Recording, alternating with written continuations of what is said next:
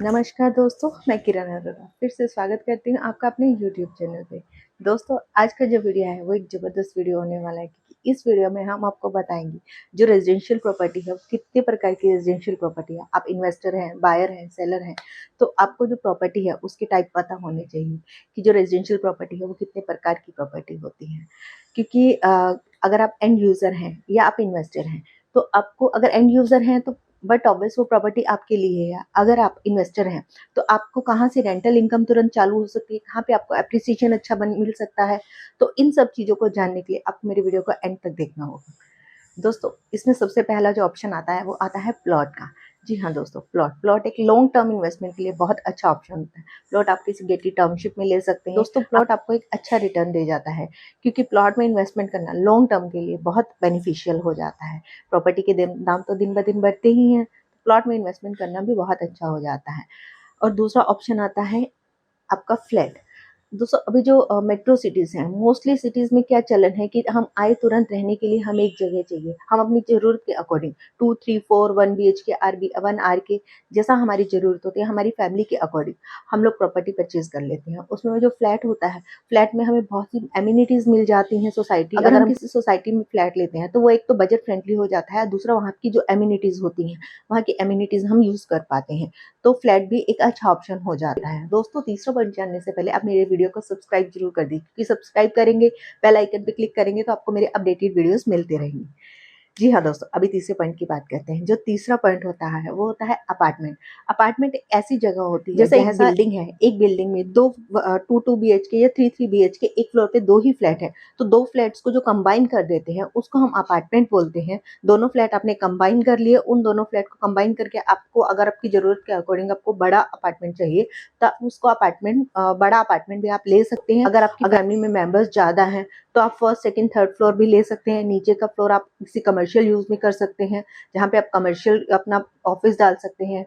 तो जो पूरा का पूरा अपार्टमेंट है आप वो भी परचेज कर सकते हैं। दोस्तों, जो चौथे टाइप की प्रॉपर्टी होती है वो होती है विला। जी हाँ दोस्तों, आजकल विलास का बहुत कॉन्सेप्ट है, विला और बंगलो। दोस्तों, ये विला और बंगलो है।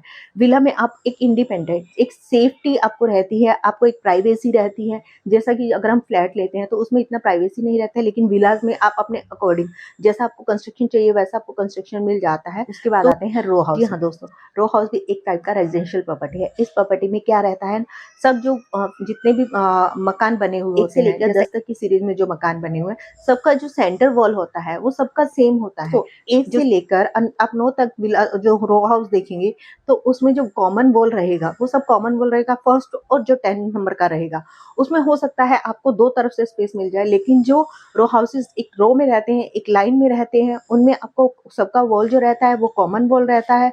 फर्स्ट और लास्ट जो रो हाउस रहता है उसमें आपको जो वॉल होता है वो कॉमन नहीं रहता है, क्योंकि वो उसमें आपको दोनों तरफ से खुला हुआ मिल जाता है। तो इस तरह से जो रो हाउस है, अगर आप बजट फ्रेंडली देखना चाहते हैं तो आप रो हाउस का ऑप्शन भी बहुत अच्छा ऑप्शन रहता है। बताते हैं डुप्लेक्स। जी हाँ दोस्तों, एक छोटा प्लॉट होता है जिसमें आप नीचे पार्किंग बना देते हैं, ऊपर आपको रहने के लिए 2, 3 या 4 जो रूम चाहिए होते हैं उसके अकॉर्डिंग आप रूम बना लेते हैं, क्योंकि पार्किंग का स्पेस भी आपको मिल जाता है और रहने के लिए जगह भी मिल जाती है। तो डुप्लेक्स जो फ्लैट होता है उसमें भी आपको अब एक प्राइवेसी मिल जाती है, आपको तीनों तरफ से खुला हुआ मिल जाता है। आप उसमें गार्डन वगैरह छोटा गार्डन भी बना सकते हैं, पार्किंग का स्पेस अपने अपने अकॉर्डिंग रख सकते हैं। अगर आपको नीचे ही रूम बनाना है तो नीचे रूम भी बना सकते हैं, ऊपर भी आप अपना अपने अकॉर्डिंग जैसा आपको जरूरत है उसके अकॉर्डिंग आप डुप्लेक्स फ्लैट बना सकते हैं। और डुप्लेक्स फ्लैट मोस्टली सोसाइटीज में भी मिल जाते हैं, तो आपको वहाँ पे भी अगर सोसाइटी के अम्यूनिटीज यूज करते हुए, तो आपको सोसाइटी की एमिनिटीज यूज करते हुए डुप्लेक्स फ्लैट बनाना है तो आप डुप्लेक्स फ्लैट वहाँ पे भी ले सकते हैं। जी हाँ दोस्तों, जो बड़े बड़े टावर्स होते हैं उनमें जो टॉप का फ्लोर होता है, टॉप फ्लोर और सेकंड लास्ट फ्लोर, उन दोनों फ्लोर्स को मिला करके एक पेंट हाउस बना दिया जाता है,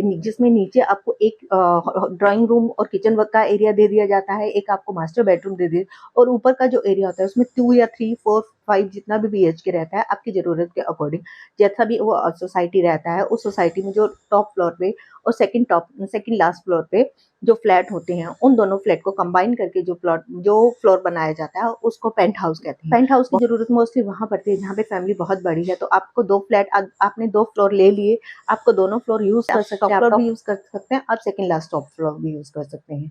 तो पेंट हाउस भी एक अच्छा ऑप्शन हो जाता है। दोस्तों, उसके बाद आता है फार्म हाउस। जी हाँ दोस्तों, फार्म हाउस जो आपको बहुत ज़्यादा स्पेस चाहिए, सिटी की भीड़-भाड़ से दूर अगर आपको एक अच्छा लिविंग स्पेस चाहिए, जहाँ आपको शांति, जहाँ आप मंडे से फ्राइडे काम करने के बाद आप शांति से सैटरडे संडे अपना वीकेंड बिताना चाहते हैं।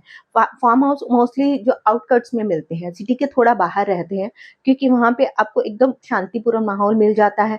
आजकल चलन में क्या है ना, लोग फार्म हाउस ले लेते हैं, वो अगर सिटी में वर्क कर रहे हैं तो उनके पेरेंट्स फार्म हाउस में रह जाते हैं और बच्चे सैटरडे संडे को फार्म हाउस में चले जाते हैं, तो उनको फैमिली के साथ टाइम बिताने का समय भी मिल जाता है और जो सिटी की भीड़-भाड़ से दूर एकदम शांतिपूर्ण वातावरण में मिल जाता है।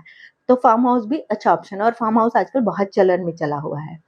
तो इस तरह के दोस्तों जो रेजिडेंशियल प्रॉपर्टी होती है, रेजिडेंशियल प्रॉपर्टी के इस तरह के कुछ प्रकार होते हैं, प्लॉट, फ्लैट, अपार्टमेंट हो गया, पेंट हाउस, तो आप किसी में भी इन्वेस्ट कर सकते हैं या अपने एंड यूज़ के लिए यूज़ कर सकते हैं। तो आपको दोस्तों अगर रेजिडेंशियल प्रॉपर्टी की टाइप्स तो मैंने बताए, अगर आपको कमर्शियल प्रॉपर्टी के बारे में भी कुछ का जानकारी चाहिए हो तो मुझे कमेंट बॉक्स में जाके कमेंट ज़रूर कीजिएगा।